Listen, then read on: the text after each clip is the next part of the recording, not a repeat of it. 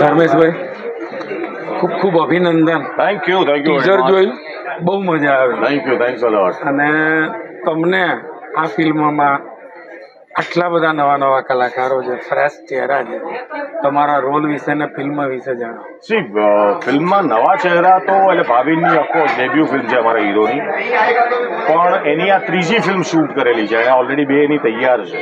બરાબર.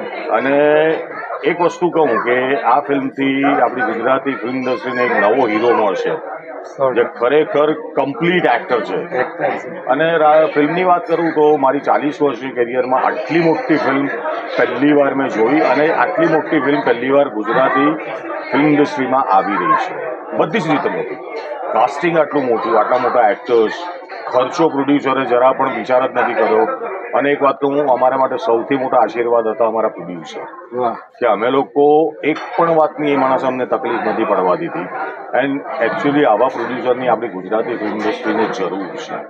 નોન ગુજરાતી છે પણ આપણી ગુજરાતી ફિલ્મ પ્રોડ્યુસ કરી. અને અરુણાબેન મોટું એ 25 વર્ષ પછી પાછા આવી રહ્યા છે. હિતેન તેજવાની, ગૌરી, એ લોકો ગુજરાતી ફિલ્મમાં છે. હેમંત પાંડે ગુજરાતીમાં છે.